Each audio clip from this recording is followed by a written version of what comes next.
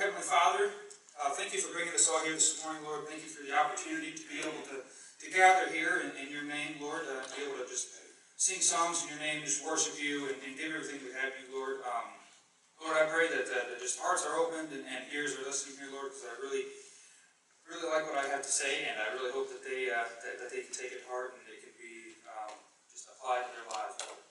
Lord, just be with us throughout the rest of the afternoon, and just bless this day that you have set before us. In your son's name we pray.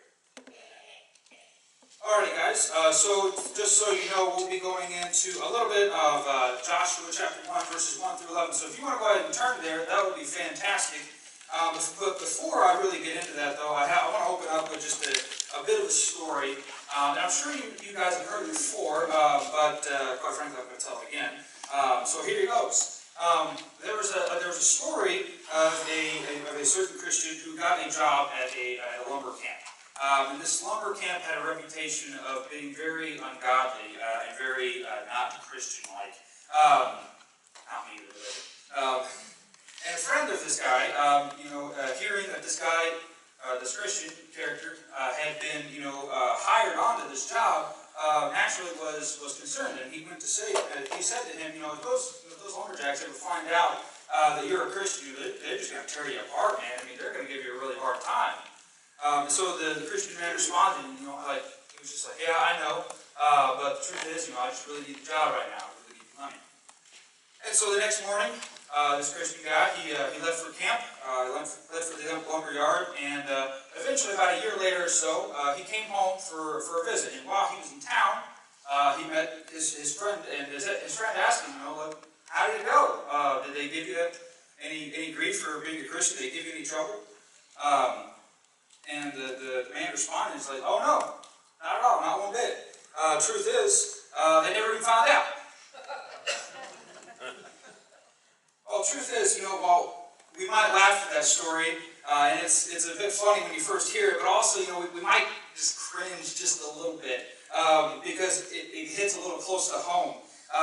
Because living in a world that is really hostile to Christianity, especially in the state that we're in now, it's just kind of like, it's very, very difficult. In the environment that we're in, it makes it really easy for us to kind of just, just to blend in and just kind of, just laugh at, all the dirty jokes and, never confront gossip or speak a word that would identify ourselves as a Christian to people either in our workplace or a friend group or wherever else. And besides, it might cost you your reputation or even your job, hopefully not mine, but, and sometimes even among our Christian friends, it's hard to hold our convictions for fear of what they'll think. We're fearful of their judgment.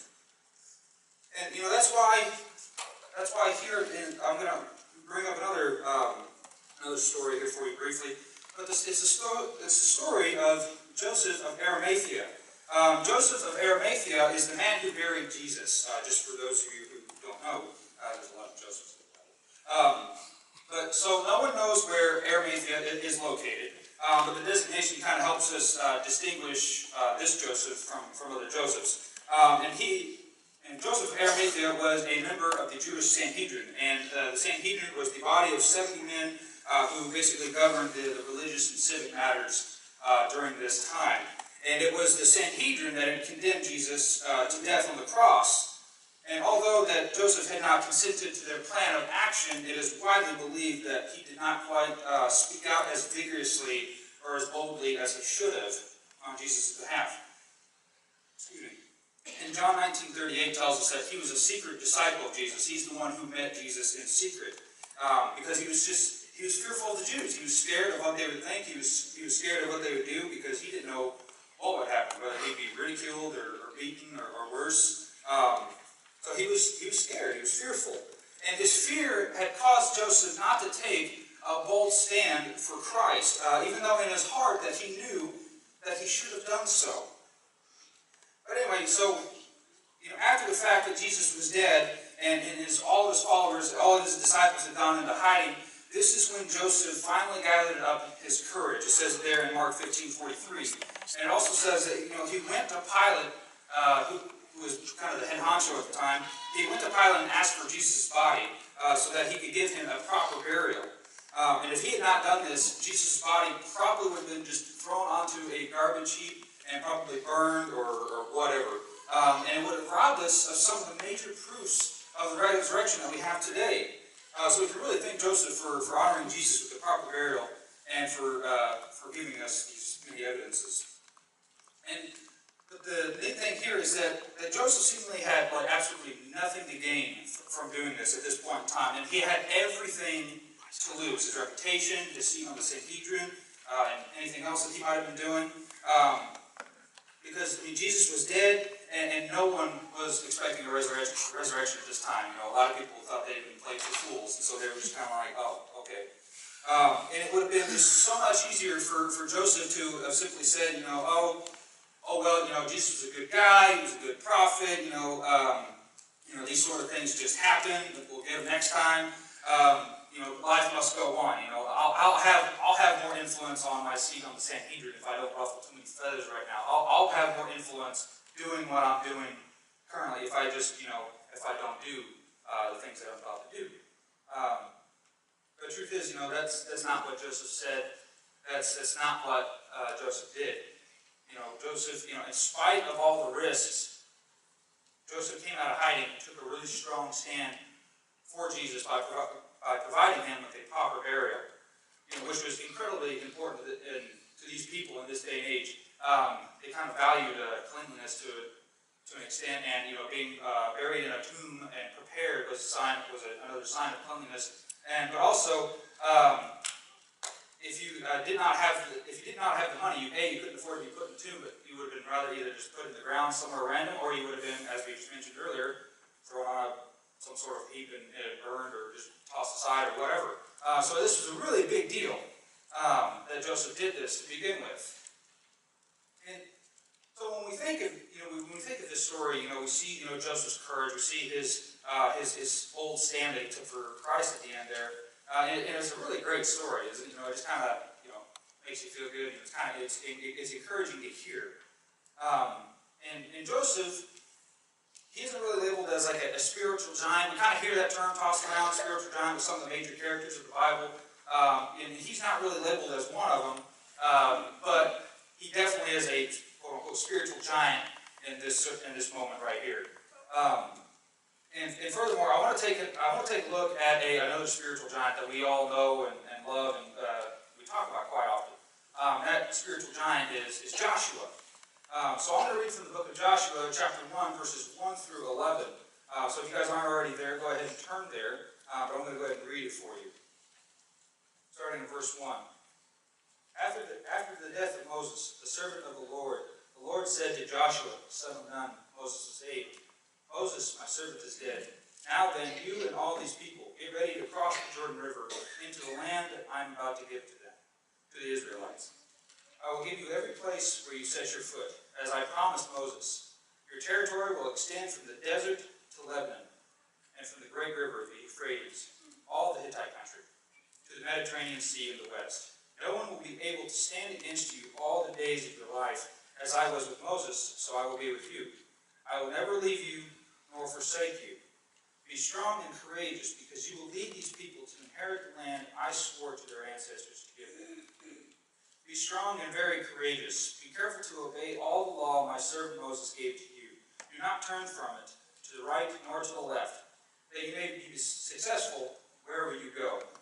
Keep this book of the law always on your lips. Meditate on it day and night, so that you may be careful to do everything written in it.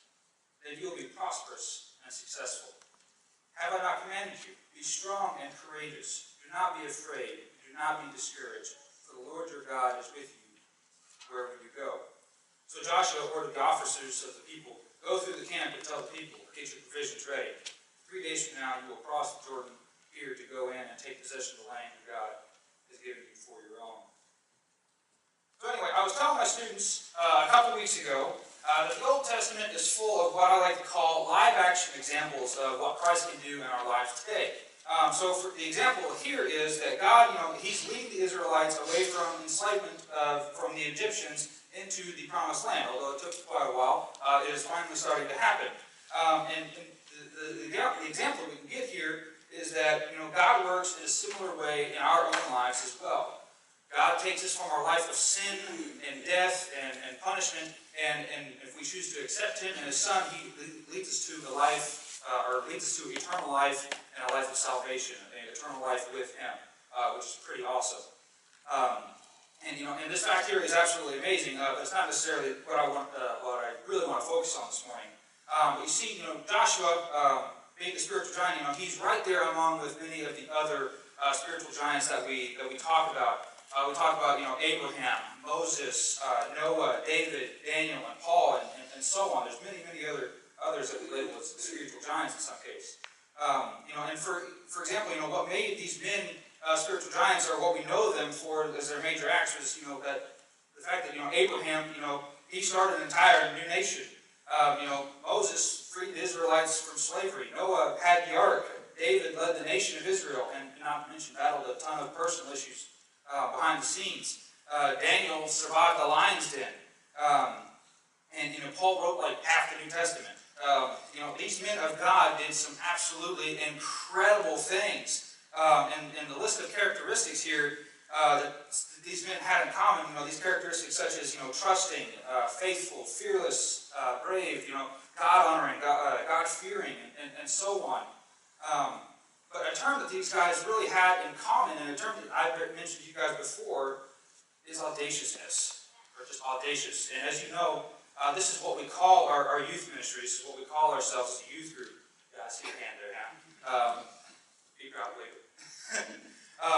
And the reason why we do this, or the reason why we call ourselves this, is because we want to be audacious for Christ. We want to show other people what it's like to be audacious for Christ, and to lead others to be audacious for Christ. I said audacious like a lot right there.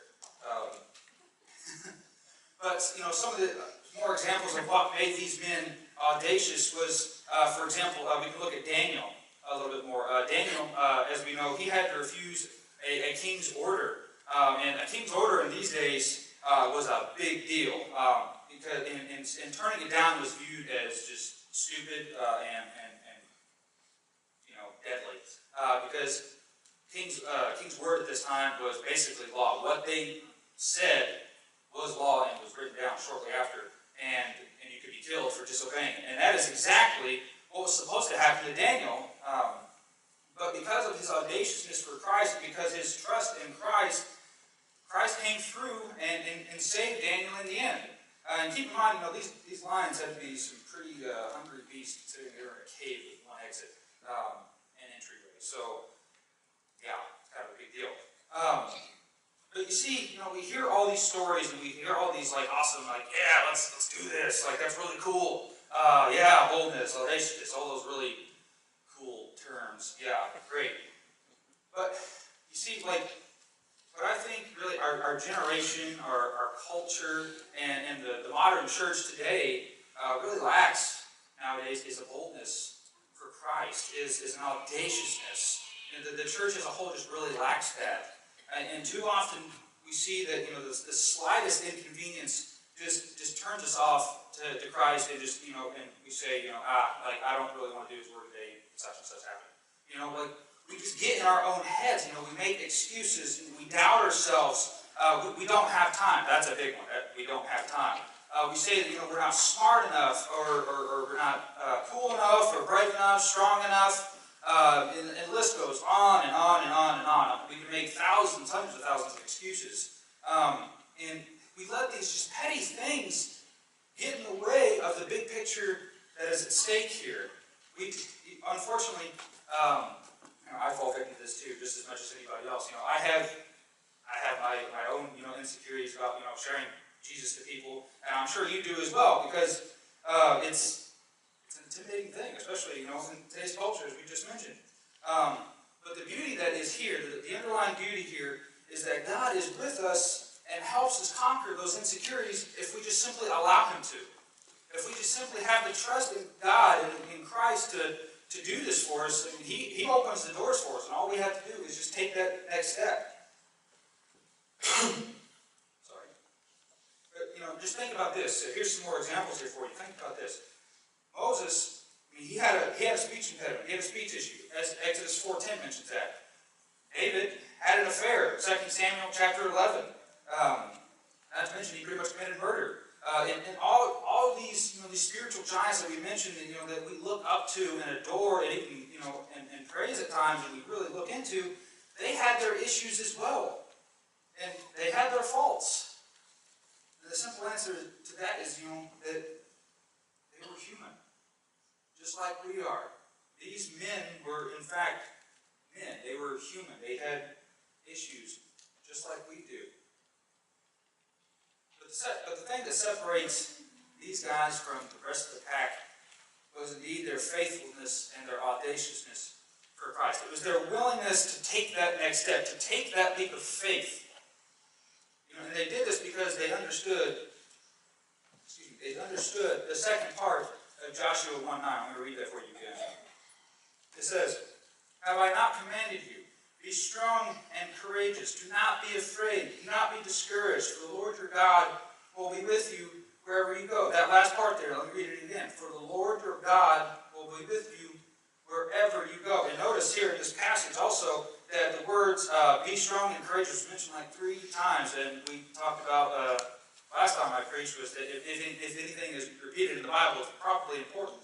And I want you guys to understand that the Lord your God is with you simply wherever you go. It is that simple. He is with you every step of the way. And quite frankly, that is all we ever need is God's backing. And if we have the faith in that backing, we can do absolutely wonderful things. If we just simply have that faith in God to do this. And you're probably thinking, that's great now, Christian. You're preaching a good message right now, but why should I really do that? I'm really comfortable in my pew right here. I'm really comfortable in my home. And quite frankly, as you just mentioned, this is not a friendly place for Christians, and I'm kind of comfortable with status quo. And this whole thing you're talking about here, being audacious, like that just sounds rude. Well, I hear you. And quite frankly, I'm glad you asked if there was a question there. I had it on my paper, the question, but whatever. But anyway, how many of you guys have watched the show How I Met Your Mother? Now, before you guys, start criticizing me for bringing up the show on a sermon, I promise it has a point. How many of you guys have seen the show before? Let me see a little bit of raised hands. So, okay, well, it's a good show, I promise. It's not the best in some cases. But anyway, let me get to my example here before you start throwing stuff at me. For those of you who haven't seen the show or even heard of it for that matter, basically, just a little brief explanation here. The show is basically centered around a collection of stories that this future Ted Mosby, who's the main character here, is telling to his future kids. So the entire show is essentially just one big flashback. And all the stories eventually lead up to the point where he meets his kid's mother. That's what it's all centered around, right there, meeting the mother. And Ted, this character, is an absolute, hopeless romantic throughout the show. He meets this character named Robin, who's a major character, by the way, and immediately falls in love with this girl. He is just absolutely nuts about her. And he goes to great lengths to show his love to Robin. And some of the things that he did was, he steals this blue French horn, which is a pretty significant piece throughout the show. He steals this blue French horn from some fancy restaurant. And he hires, later on in the show, he hires an entire band, or a string quartet, my bad, that plays with blue instruments in order just to surprise her when she gets home and to confess his love for her. And not to mention a crap ton of roses. The entire living room is full of roses, and roses aren't cheap. But he made himself look like an absolute fool time and time again, mostly because she turned him down every time. But he was nuts about her, and he was made to look like a fool a lot of times. He looked absolutely dumb in some cases, and it was quite embarrassing. Like, I felt embarrassed for him. It's not even real. But when we really think about it, isn't this what like true love does to a person? Doesn't true love like make you absolutely crazy at times? How many of you guys have had a crush before, or a person that you love or loved or whatever? You can raise your hand. You don't have to be. If you're married, put your hand up. Crowd participation is good. It keeps you awake. It keeps you focused. But I'm sure most of you do or have, because I'm sure most of you sitting right beside your spouses, so I'm hoping not to get too many of you in trouble here. But I'm willing to bet at some point or another that one or the other here has tried to impress him or her at some point or another. You tried to impress said crush or said love by doing something absolutely and incredibly embarrassing or ridiculous or whatever term of embarrassing that I can't think of right now. But I'm sure you've done this before.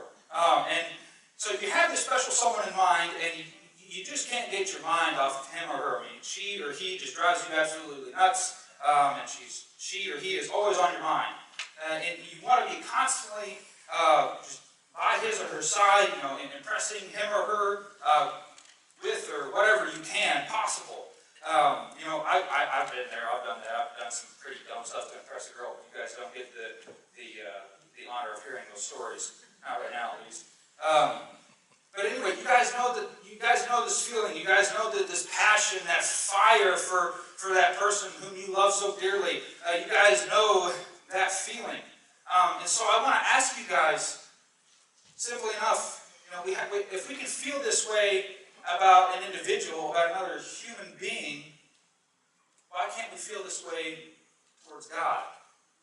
Towards the man towards the being who was responsible for all this creation, for everything that has taken place. Why can't we feel that way towards him?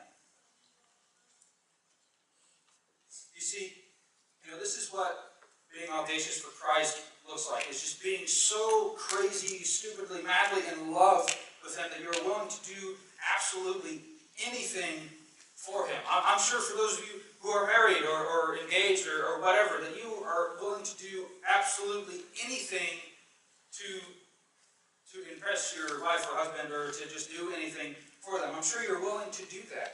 That's the real big point of my message here this morning. I want us all to take, yours truly included, I want us to take a good look at ourselves and see where we are in our relationship with Christ. And if it's not where it needs to be, I want to ask you again, what's holding you back? There's got to be something, whether it's fear or insecurity or fill in the blank. As I said, we're humans. We're good at making excuses. Just find out what is holding you back. And by all means, if you find it out, or if you can't find it out, let's fix it together. I'm sure all of us here could use a retooling at some point or another. We're a community of believers. We're a community of Christ followers. And not only that, we are a family altogether. And family, as family, we are kind of supposed to help each other out, right? So why would it be any different right here? And I'll be honest with you. I may be talking a big talk right now, but I simply don't have it all figured out. You're probably thinking, you're 20 years old. But I'm still trying to answer this question. I'm still trying to figure this out.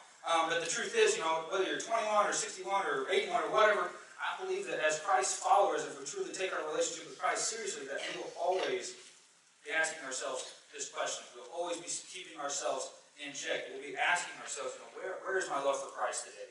Is Christ number one in my life today? If we're true, legitimate followers, I think we should be asking ourselves that every single day. And I want to have you guys ask yourselves that today.